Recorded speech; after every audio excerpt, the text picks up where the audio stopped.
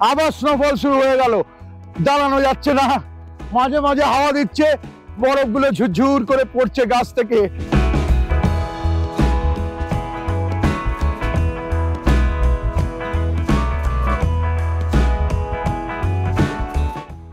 আমাদের সফর শুরু হলো। তো গতকাল থেকেই আমাদের সঙ্গে আছেন রিঙ্কুজি, আপনারা জানেন উনি আমাদের গাড়ি পাইলট। তো ওনার কাছ থেকে আজকের রাস্তা, কোথায় কোথায় যাচ্ছি, এগুলো सब জেনে নেব। Rinku ji, good morning. अच्छा, आप बता दीजिए हम लोग अभी कितना कहाँ कहाँ सफर कर रहे हैं और कितना किलोमीटर रन करेगा? अभी 200 के आसपास रन करेंगे डलहौजी के लिए।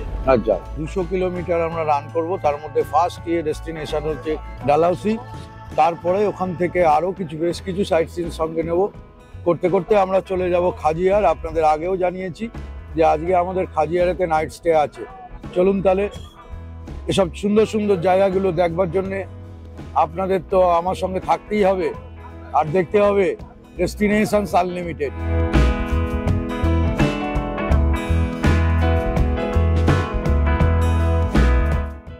এখানে টেম্পারেচার এখন চলছে আপনার হচ্ছে 12। আপনার প্রচণ্ড ফগি, ঠান্ডা হাওয়া দিচ্ছে।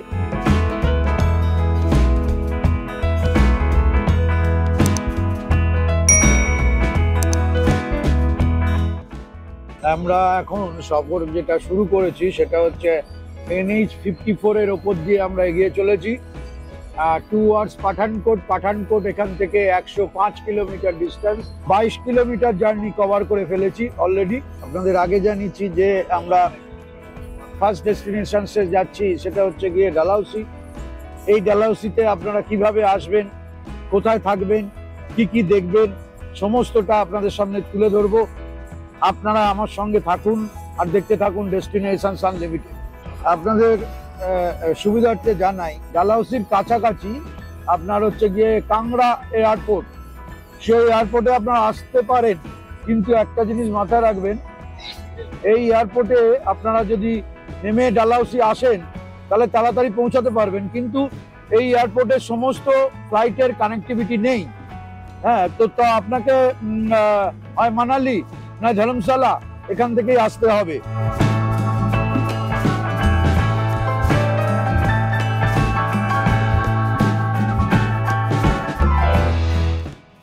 আপনারা ট্রেনে করে এসে যদি ডালহাউসি যেতে চান, ট্রেনে করে প্রথমে আপনাদের এসে নামতে হবে পাঠানকোট। পাঠানকোট থেকে আপনার এটাই সব থেকে কাছের রেলওয়ে স্টেশন ডালহাউসি যাওয়ার জন্য। ওখান থেকে আপনার হচ্ছে গিয়ে ডালহাউসির ডিস্টেন্স হচ্ছে 82 কিলোমিটার। 82 কিলোমিটার জার্নি করতে হবে আপনাকে। ট্যাক্সি করে আসেন, মানে শেয়ার ট্যাক্সি, কিংবা যদি আপনারা বাসে করেও আসতে পারেন। যদি আপনার ওই 8 সিটার ট্যাক্সি বা 7 সিটার ট্যাক্সি আপনারা ভাড়া নেন, তাহলে তার ভাড়া পড়বে 2500 থেকে 3000 টাকার মধ্যে। তা সরাসরি আপনারা ডালহাউসি পৌঁছে যেতে পারবেন। আর একটা হচ্ছে আপনারা বাসেও আসতে পারেন, এখান থেকে বাস পাওয়া যায় পাঠানকোট থেকে। তার ভাড়া হচ্ছে 150 টাকা করে পার হেড। আপনারা চাইলে দিল্লি থেকে সরাসরি বাসে ডালহাউসি আসতে পারেন। ভলভো বাসের ভাড়া হচ্ছে 2050 টাকা পার পার্সন। আর হচ্ছে কি অর্ডিনারি বাস ভাড়া হচ্ছে 800 টাকা। তাহলেও আপনারা সেই অনলাইন বুক করতে পারবেন।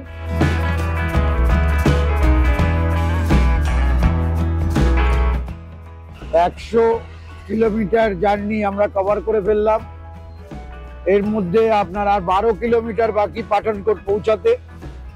পাঠানকোট পৌঁছাবার পরে আমরা যে যাত্রা শুরু করব, সেটা আমরা পাঞ্জাব শেষ করে হিমাচল প্রদেশে ঢুকে পড়ব এবং সেইখান থেকে আমাদের হিমাচল সফর শুরু হবে।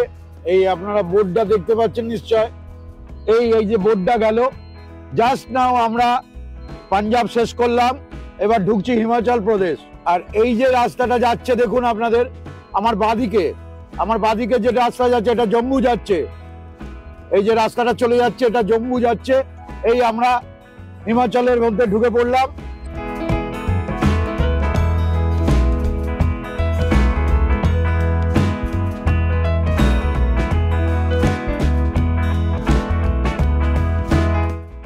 পথের রূপ, মাটি, গন্ধ সবকিছু কিন্তু বলে দিয়েছে আমরা হিমাচলে পৌঁছে গেছি।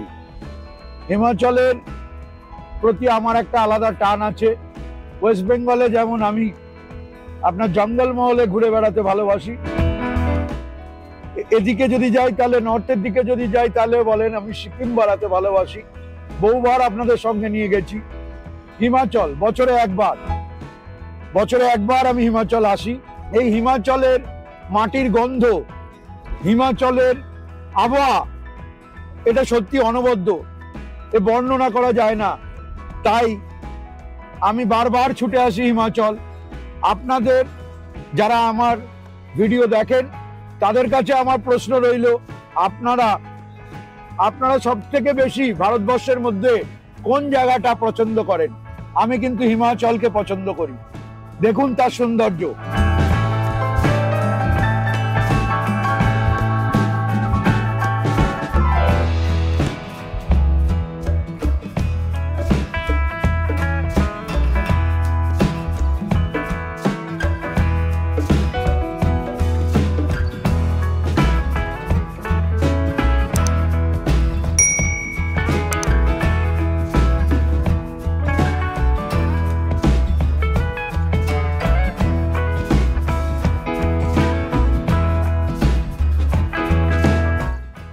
অমৃতসর থেকে জার্নি শুরু করে আমরা 160 কিলোমিটার পার করে চলে এসেছি নাইনি ঘাট বলে একটা জায়গা, এই ডালহৌসির মধ্যেই।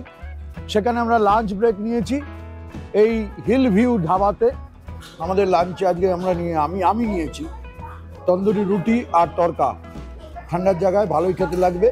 লাঞ্চ কমপ্লিট করে নিলাম, রওনা দিলাম হাজিয়ারের উদ্দেশ্যে।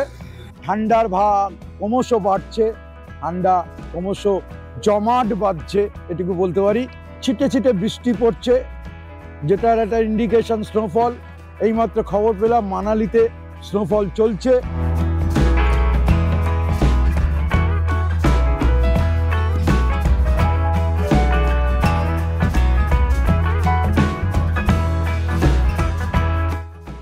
আমাদের এখন কারেন্ট টেম্পারেচার বলছে 7 ডিগ্রি, আর ওয়েদার বলছে স্নোফল হওয়ার সম্ভাবনা 90%।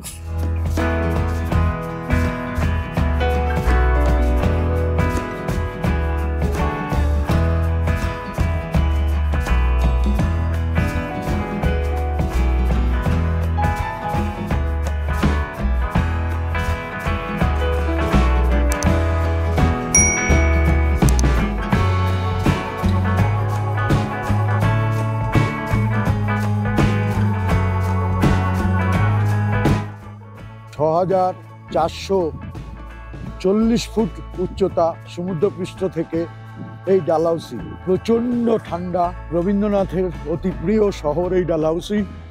এখানে আশেপাশে কি কি আছে চেষ্টা করব তবু আপনাদের সামনে তুলে ধরতে। আজ তবে এই পর্যন্তই। দেখা হচ্ছে নতুন কোনো একটা পর্বে, নতুন কোনো একটা জায়গাকে সঙ্গে নিয়ে। ততক্ষণ সবাই ভালো থাকুন, সুস্থ থাকুন আর দেখতে থাকুন ডেস্টিনেশনস আনলিমিটেড।